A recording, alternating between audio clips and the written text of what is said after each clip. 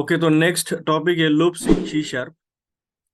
So loops are used for iteration purpose, that is doing a task multiple times, usually until a termination condition is met or met. Okay. तो loops का actually use क्या होता है कि वो iteration purpose के लिए use होता है और वो नंबर ऑफ टाइम एक्सिक्यूट होता है. Number of time means what? जैसे कि जब तक भी कंडीशन फॉल्स नहीं होगी तब तक वो एग्जीक्यूट होता रहता है. उसमें जो फर्स्ट टाइप है वो है for loop. The most common type of for loop in C sharp is the for loop. The basic structure of for loop is exactly the same as in the Java CCP C और CPP. Okay.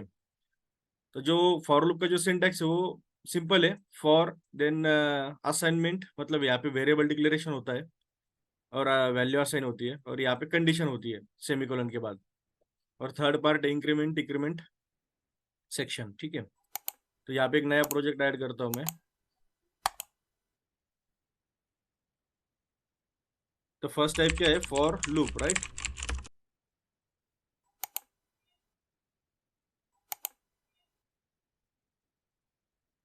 तो syntax क्या बताया था? For, उसके बाद क्या है? सबसे पहले वेरिएबल डिक्लेरेशन है, जैसे इंटीजर आई.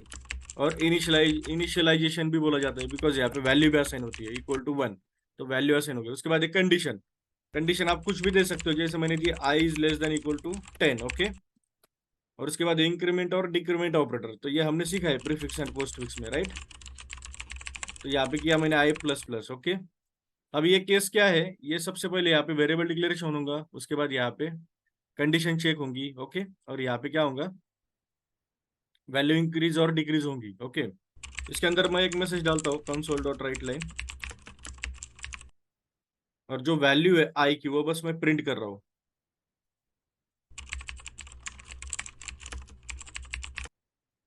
तो अभी देखते हैं कि एग्जीक्यूट होने के बाद क्या आउटपुट आएगा.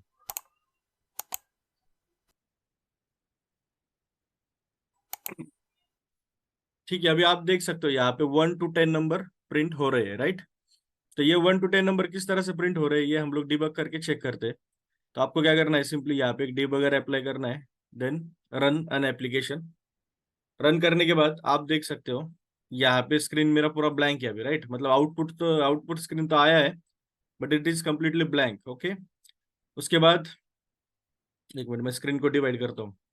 तो यहाँ पे देखो, अभी जैसे अभी मैंने आपको क्या बताया था, अगर ये program step by step execute करना है तो आपको क्या करना होगा? यहाँ पे F10 वाला एक बटन था, ये वाला, करेक्ट. इस पे आपको F10 करके क्लिक करना है. मतलब एक बार क्लिक किया तो एक बार एग्जीक्यूट होगा. और ये सेम वर्क आप कीबोर्ड से भी कर सकते हो. आपको सिर्फ क्या करना है? कीबोर्ड पे F10 टाइप क्लिक करना है.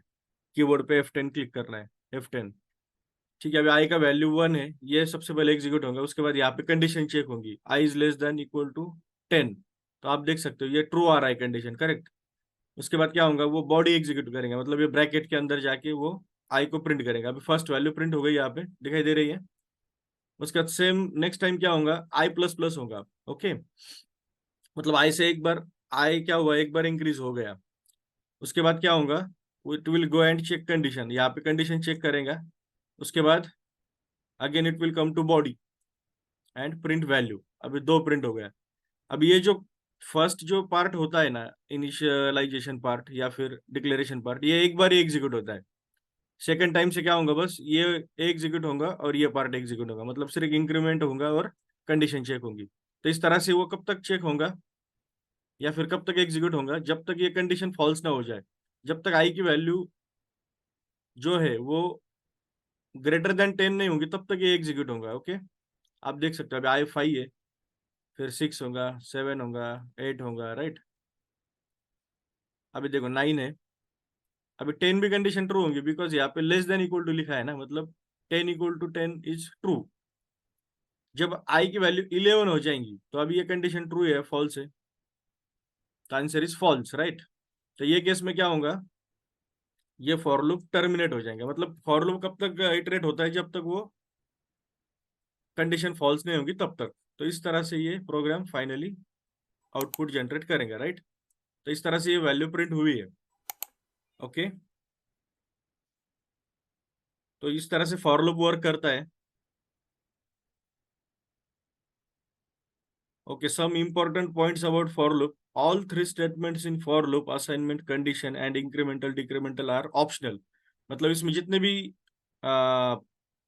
पैरामीटर है फॉर लूप के, जितने भी एट्रीब्यूट्स है, वो सब ऑप्शनल है। You can use any combination of this and even decide not to use any one at all. Okay, तो आप इसमें से कोई भी कॉम्बिनेशन यूज कर सकते हो। जैसे ये केस है, यहाँ पे क्या है कि कुछ भी यूज नहीं किया है, तो मैं आपको दिखाता हूँ वो केस में वो किस तरह से वर्क करेंगे।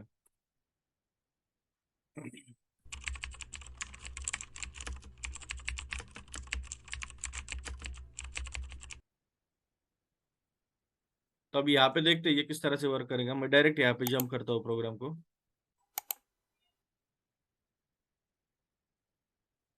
ठीक है, अभी आप देख सकते हो ये केस में क्या होगा, it is become a continuous for loop. मतलब इसमें कुछ कंडीशन है ही नहीं, तो ये कंटिन्यूअसली घूमता रहेगा।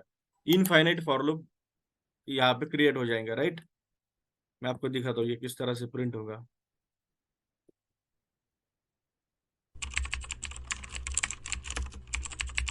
इनफाइनाइट फॉर लूप, मैं ये ब्रेक हटा देता हूँ, और आप अगर अभी ये स्क्रीन पे देख सकते हो आप, ये कंटिन्यूअसली घूमता रहेगा, राइट।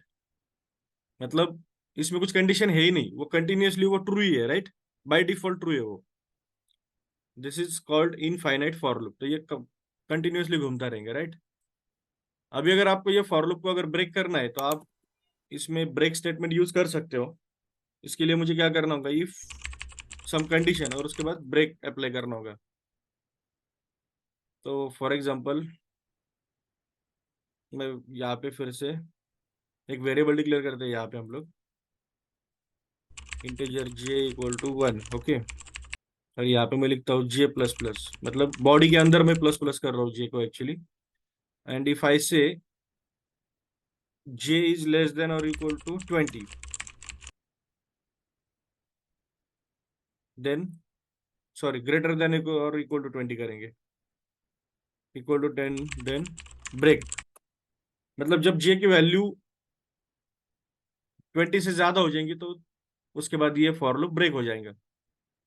ठीक है, सिंटेक्स इतना ही है, हाँ? इसके अंदर कुछ भी नहीं है। और अभी यहाँ पे डिबगर लगाता हूँ मैं, ये 20 बहुत ज्यादा हो जाएगा, मैं कुछ छोटा नंबर लेता हूँ, 5 नंबर लेता हूँ।